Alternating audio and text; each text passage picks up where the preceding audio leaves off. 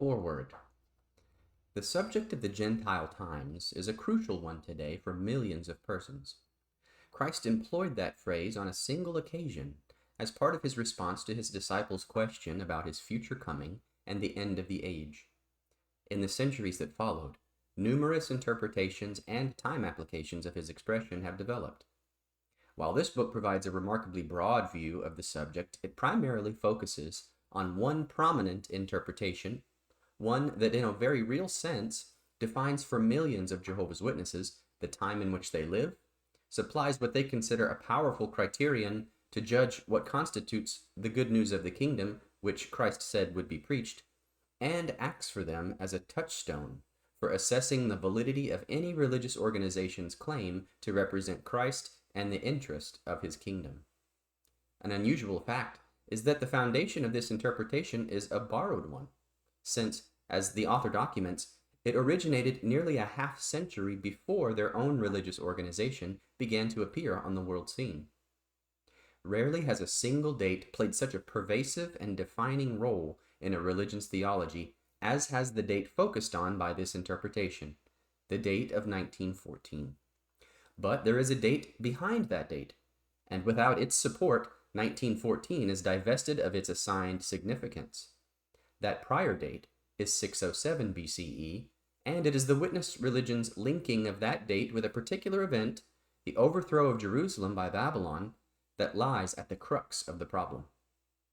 Those of us who have shared in editing this present work, and who were ourselves 27 years ago part of the writing and editorial staff at the international headquarters of Jehovah's Witnesses in Brooklyn, New York, can remember the rather stunning effect the arrival of a treatise on the Gentile times from Carl Olof Johnson in Sweden had on us in August of 1977. Not only the volume of the documentation, but even more so, the weight of the evidence left us feeling somewhat disconcerted. We were, in effect, at a loss as to what to do with the material. That treatise later formed the basis for Carl Olof Johnson's book, The Gentile Times Reconsidered, now in its fourth printing.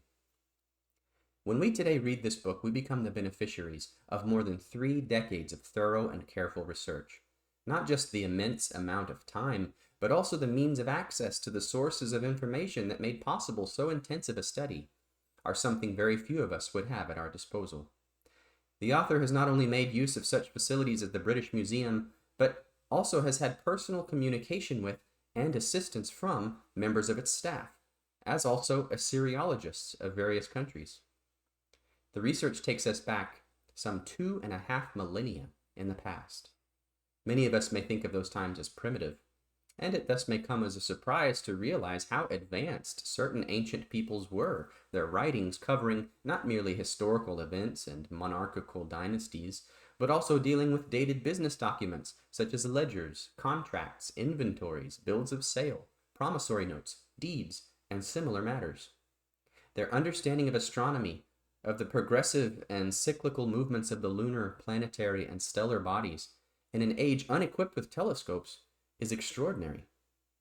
In the light of the Genesis statement that those celestial luminaries serve to mark the fixed times, the days, and the years, this takes on true significance, particularly in a study in which chronology plays a central role. Nothing except the modern atomic clocks surpasses the heavenly bodies in precision in the measurement of time. Of the quality of the research into the Neo-Babylonian period, Professor of Assyriology Luigi Cagni writes, "Time and again during my reading of Johnson's book, I was overcome by feelings of admiration for and deep satisfaction with the way in which the author deals with arguments related to the field of Assyriology. This is especially true of his discussion of the astronomy of Babylonia and Egypt, and of the chronological information found in cuneiform texts from the first millennium BCE, sources that hold a central position in Johnson's argumentation. His seriousness and carefulness are evidenced in that he has frequently contacted Assyriologists with a special competence in the field of astronomy and Babylonian chronology, such as Professors H. Hunger, A.J. Sachs, D.J. Wiseman, Mr. C.B.F. Walker at the British Museum, and others. With respect to the subject field I am particularly familiar with, the economic administrative texts from the Neo-Babylonian and Achaemenid periods, I can say that Johnson has evaluated them quite correctly.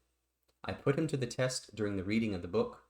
When I finished the reading, I had to admit that he passed the test splendidly." End quote. Readers for the first or second edition of this book will find much that is new here. Entire sections, including some new chapters, have been added. Contributing to the readability of the book is the inclusion of about 30 illustrations, including letters and other documents. Many of the illustrations are rare and will undoubtedly be new to most readers. The original research behind the book inescapably brought the author on a collision course with the Watchtower organization, and, not unexpectedly, led to his excommunication as an apostate or heretic in July 1982.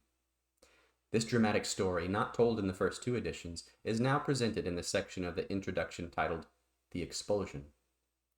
The discussion of the chronology of the Neo-Babylonian period has been greatly expanded.